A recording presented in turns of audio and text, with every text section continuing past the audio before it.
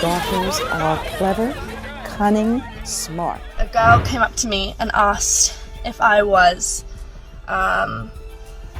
whoever, and I said, yes. And she said, "Can I take a video of you?" I said,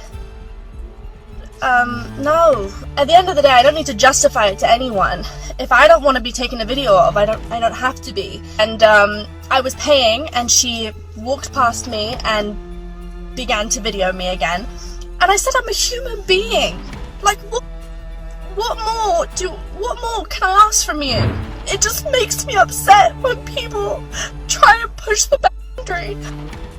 And I just wish people were more respectful. Selon la définition officielle du Larousse, un fan, c'est un admirateur enthousiaste. Et si on développait un peu plus cette définition, un fan, c'est une personne qui aime ou admire de façon très enthousiaste quelqu'un, en général une célébrité, ou quelque chose, que ce soit une musique, un film ou encore une équipe de sport. Peu importe. Mais parfois, avoir des fans, ça peut devenir une source de danger pour les célébrités. On ne compte plus tous ceux qui témoignent déjà d'un manque de respect de leur vie privée, que ce soit en les suivant dans les rayons d'un supermarché ou d'un magasin, en les prenant en photo à leur insu au restaurant, ou encore en venant carrément se prostrer devant chez eux, juste pour voir où vit la célébrité ou avoir potentiellement la chance de la voir chez elle. Bref, des comportements qui sont déjà très dérangeants à ce niveau. Mais parfois, l'admiration peut carrément virer à l'obsession et devenir un danger ou un drame. Et ça, malheureusement, c'est aussi un fait récurrent pour les célébrités. En 2016, l'actrice Keira Knightley en fait malheureusement les frais. Pendant près de 3 mois, un certain Mark Revell se déplace régulièrement jusqu'à son domicile à Londres et varie les activités. Parfois, il dessine des flèches à la craie sur le sol, des flèches qui ont comme spécificité d'être dirigées vers la porte d'entrée de la maison de l'actrice. À d'autres moments, il dépose des notes manuscrites dans sa boîte aux lettres, des photos de chats ou encore 2 lettres écrites à l'attention de la mère de l'actrice. Un jour, il y dépose une clé USB sur laquelle se trouve une photo de chat, à nouveau, un fichier MP3 avec une musique sur le thème du chat,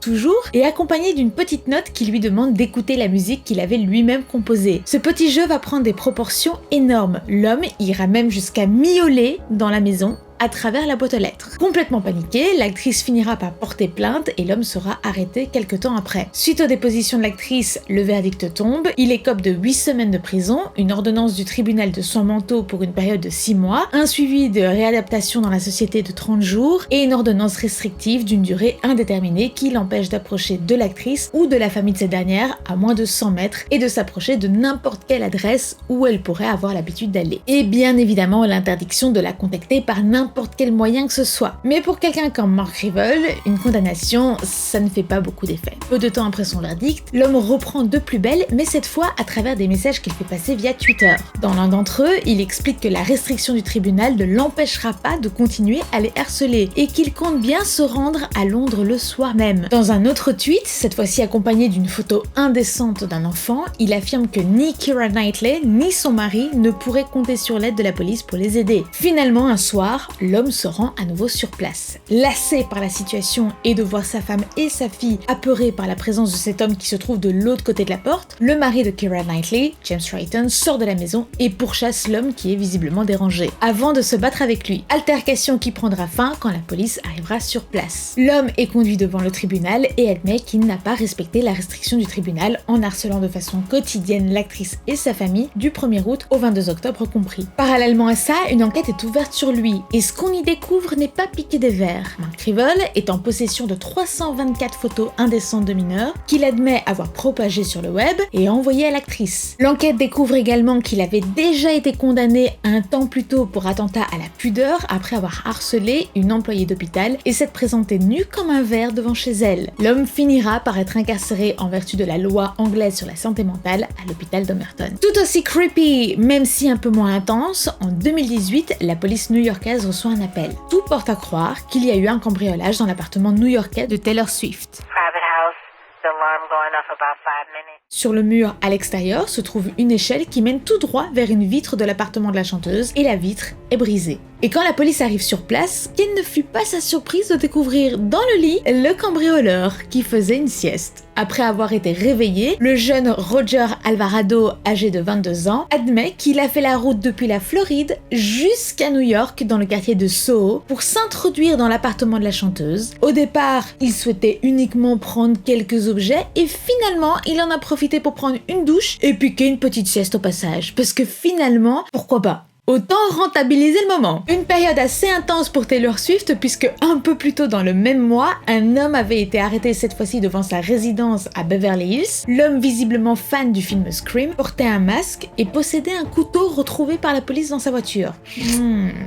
Alors pour le coup, Taylor Swift a eu beaucoup de chance puisque aucune de ces deux fois, elle ne se trouvait sur les lieux en même temps que ses stalkers. Ce qui ne fut pas le cas de l'actrice Sandra Bullock. En 2014, pour une fois, l'actrice est seule chez elle. Comme elle avait prévu de sortir ce soir-là, la nounou lui avait proposé exceptionnellement de prendre son fils chez elle à la maison puisqu'elle dispose d'un appartement dans la même rue que la maison de Sandra Bullock et que de toute façon l'actrice ne sera pas là de la soirée. L'actrice est donc seule chez elle. Et tout d'un coup, elle entend quelqu'un entrer par effraction. Joshua James Corbett, un homme âgé de 39 ans à cette époque-là. Terrorisée, elle a tout juste le réflexe d'aller se cacher dans une armoire dans sa chambre et d'appeler la police. Someone has broken into my house. I'm hiding in the closet. They're in the house now? Yes, they are. I just saw them walk into the attic. I have Is it a man or a woman? I think it was a man. What's your name, ma'am? Sandra Bullock. All right, Sandra, I'm going to stay on the phone with you till the officers get there, okay? Okay. I want you to let me know if you hear or see anything at all. I'm in my closet. I don't think I could see anything. I have a safe door in my bedroom, and I've locked it, and I'm locked in the closet right now. Okay, don't hang up. I'm going to be dispatching the police, okay? Don't hang up on me. Do you have any weapons? Are you armed? Oh, no, I'm not. I hear someone banging on the door. To your bedroom? Yes. 8029 suspects now attempting to gain entry to the bedroom. Are they close? We don't have a way to track where they are. I just know that Okay. they've been en route for about 4 minutes since the call came in. Okay, there's an officer pulling up now. Do not go out there. Do what? I'm sorry. I said do not go out there. Okay, and just have them walk around. I'll stay right here. I'm going to let you know what they're going to do, okay? Is that them knocking at my door? Are you knocking on the I door? hear them in there. I hear them. And tell them, I saw the guy go upstairs into my attic. They're entering, so they've got an I open hear door, them. so they're coming in, okay? I hear them, yeah. Thank you so much for being so nice. Thank you. 357 left team, suspect in custody. Okay, they're taking him into custody now. Oh, they have them? They have him. You can hang up. Thank you, ma'am. Okay, thank you so much. Lors de son arrestation, l'homme est en possession de lettres écrites à l'attention de Sandra Bullock, parmi lesquelles il explique notamment des actes sexuels explicites qu'il comptait faire avec elle. Au cours de leur enquête sur lui, la police découvre que l'homme en question harcelait l'actrice depuis des jours, qu'il disposait d'une cache d'armes chez lui avec 8 armes non enregistrées, donc illégales, et qu'il était intimement convaincu que Sandra Bullock était sa femme. His attorneys say he's a troubled young man who needs help. He, in his mind, thought he was married to Sandra Bullock. Delusional as it is, that's what he thought. What he wasn't there for was to hurt her. En 2017, Joshua James Corbett, qui a plaidé non coupable pour harcèlement et effraction, est jugé par le tribunal et a été condamné à l'interdiction de contacter ou de s'approcher de l'actrice pendant 10 ans, ainsi qu'une obligation de suivi psychologique et une mise à l'épreuve. Malheureusement, à nouveau, l'individu ne respecte pas la condamnation. Joshua manque de fiabilité dans le suivi de ses séances psychologiques auxquelles il ne se présente pas de façon assidue. Il est alors appelé au tribunal pour s'expliquer, mais ne s'y présente pas non plus. Le SWAT, qui est une unité d'intervention des forces de l'ordre aux États-Unis, se présente à son domicile pour un mandat d'arrêt, mais l'homme refuse de se rendre. Après près de 5 heures de négociation, la police finit enfin par rentrer chez lui et retrouve l'homme qui s'était donné la mort entre-temps. Alors cette histoire a bien évidemment traumatisé énormément Sandra Bullock, et l'air de rien se dit que l'État n'a pas fait grand-chose pour aider cet homme qui visiblement avait besoin d'aide et assez de liberté pour ne pas se rendre aux séances, bon gré mal gré. Enfin, et pas des moindres, le célébrissime Steven Spielberg n'est pas non plus à l'abri de personnes un peu déséquilibrées qui veulent s'en prendre à lui. Je vous en avais déjà parlé brièvement dans une vidéo sur Steven Spielberg, le 21 29 juin 1997, Jonathan Norman loue une Jeep Cherokee depuis chez lui jusqu'au domicile de Steven Spielberg à Los Angeles et sur place, il sonne à l'entrée et il est accueilli par Steven Lopez, le garde de sécurité de Steven Spielberg. Le réalisateur n'est pas présent, il a quitté la Californie 2 jours plus tôt pour aller retrouver sa famille en Irlande. Norman déclare à l'agent de sécurité qu'il travaille pour le partenaire de Steven Spielberg, David Geffen, producteur, et que ce dernier lui a demandé d'aller parler à Steven Spielberg. Le garde de sécurité trouve ça étonnant que David Geffen, un ami de longue date de Spielberg, soit si proche du réalisateur et pourtant pas au courant qu'il n'était pas en ville à ce moment-là, et demande donc au bonhomme de partir.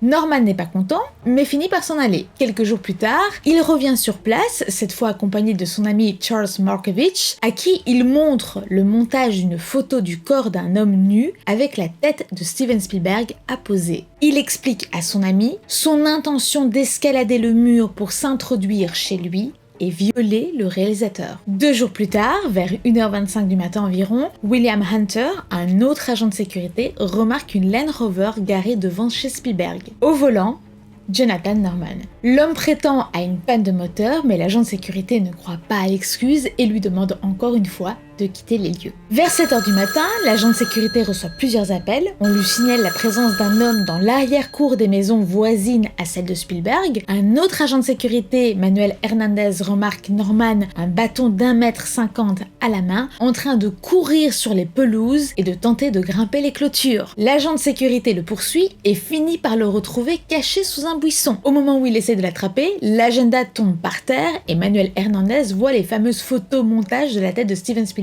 sur des corps d'hommes. Sur place, il raconte aux policiers qu'il s'appelle David Spielberg et qu'il essayait juste de fuir les chiens enragés de Steven Spielberg qui le poursuivaient partout dans les jardins voisins. Norman est relâché à 10h30 du matin et à 17h, il revient devant chez Steven Spielberg avec la Land Rover. Steven Lopez, le premier agent de sécurité dont on a parlé, reconnaît l'individu et demande à l'un de ses collègues d'appeler la police. Jonathan Norman fait alors mine de défoncer la grille d'entrée avec sa voiture avant de quitter les lieux. Lorsque la police arrive sur place, ils retrouvent la voiture seule à 2 pâtés de maison et pas de traces de l'individu. Mais ils ne comptent pas s'arrêter là et ils attendent patiemment Jonathan Norman, qui finit par revenir. Les policiers l'interrogent, puis le fouillent et trouvent à nouveau un sacré pactole. Ils retrouvent sur lui notamment des menottes, un cutter, du ruban adhésif et dans sa mallette 2 paires de menottes et le fameux agenda avec les photos. Jonathan Norman se justifie en disant qu'il vient voir Spielberg car il a en fait un projet de scénario avec lui d'un homme qui viole un autre homme et que les accessoires, en fait c'est un rapport avec le scénario. Vous vous en doutez, la police n'en croit pas un mot, ils ne retrouvent aucun scénario dans la voiture et l'homme finit embarqué, emmené en détention provisoire. Le 18 juillet, Jonathan Norman est arrêté pour une violation de liberté conditionnelle qui n'a aucun rapport avec l'histoire de Spielberg. Néanmoins, lors de son arrestation, il admet les plans machiavéliques qu'il avait pour le réalisateur. Il avait effectivement bien prévu de le violer s'il avait réussi à entrer chez lui, et si jamais sa femme était présente également ce jour-là, il l'aurait attaché pour l'obliger à regarder. Les gardes de sécurité de leur côté ont finalement appelé l'avocat de Spielberg pour lui expliquer la situation, avocat qui a appelé à son tour Spielberg pour lui expliquer également, et décidé ensemble de mesures de sécurité renforcées en attendant que l'homme soit jugé, s'il était jugé. Ce qui fut le cas, Jonathan Norman a fini par écoper d'une peine allant de 25 ans à l'emprisonnement à vie. Des histoires de ce genre, aussi effrayantes que ça puisse paraître, il y en a malheureusement des tas à raconter, puisque les célébrités en sont pratiquement victimes tous les jours. N'hésitez pas à me raconter celles que vous connaissez. Quant à nous, on se retrouve dans 2 semaines pour un secret tournage sur Forrest Gump. Prenez soin de vous d'ici là, allez couper.